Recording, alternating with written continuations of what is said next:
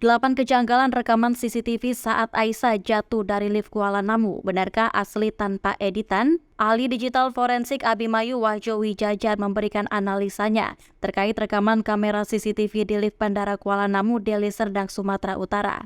Rekaman CCTV tersebut memperlihatkan detik-detik seorang wanita bernama Aisyah Sinta Dewi Hasibuan yang sebelumnya ditulis Aisyah terjatuh dari lift pada Senin 24 April 2023 lalu. Abimayu menilai banyak kejanggalan dari rekaman CCTV yang sudah terkonfirmasi pihak Bandara Kuala Namu itu. Pertama, Abimayu menilai rekaman CCTV yang beredar sangat tidak lazim frame-nya, terlalu sempit dan begitu dekat dengan objek. Padahal fungsi CCTV adalah mengcover seluruh kejadian di lift. Seharusnya seluas area lift, semua pojok tercakup karena tujuan CCTV tersebut juga gunanya agar bisa mengetahui apabila ada tindakan tak lazim atau kriminal yang terjadi di dalam lift, ujar Abimayu melalui keterangan tertulis yang diterima Kompas.com pada Selasa 2 Mei 2023.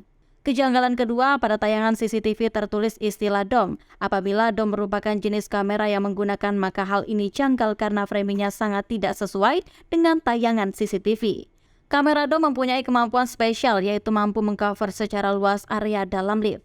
Ketiga, Abimayu mempersoalkan tanggal kejadian di CCTV. Menurutnya, tanggal yang ditampilkan bukan tanggal saat kejadian, melainkan tanggal rekaman ulang. Dan kejanggalan ini sangat nyata, di mana rekaman CCTV yang asli tidak kelihatan tanggal dan jam. Padahal label date timestamp itu merupakan suatu hal yang wajib tayang pada semua CCTV, apalagi pada area penting seperti bandara. Jadi semakin jelas bahwa tayangan yang tersebar adalah hasil cropping, bukan tayangan aslinya, ujar dia. Keempat, Abimayu menjelaskan bahwa dari pemberitaan yang beredar, korban tidak melihat pintu lift di belakangnya terbuka saat sampai lantai tujuan. Namun Abimayu menduga pintu lift tidak terbuka karena belum sampai lantai yang dituju. Padahal bukti digital jelas menunjukkan bahwa lift yang terbuka di belakangnya itu pun bukan pada level lantai yang seharusnya.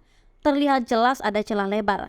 Bisa dibandingkan dengan bukti digital yang menunjukkan lebar celah yang sama terlihat pada pintu depan si wanita saat dia bergegas lalu terjerumus, ujar Abimayu. Kelima, Abimayu mempertanyakan keberadaan petugas keamanan bandara pada saat tersebut. Menurutnya, semua lift modern bisa dikendalikan secara digital karena mempunyai sensor yang canggih dan otomatis memberitahu operator lift apabila ada yang membuka paksa lift. Lalu mengapa pada kejadian ini petugas lift bandara tidak mengetahui dan juga tidak ada broadcast alert yang harusnya terjadi? Dengan tujuan agar pihak security di area lift mengetahui adanya hal yang janggal terjadi, ungkap dia.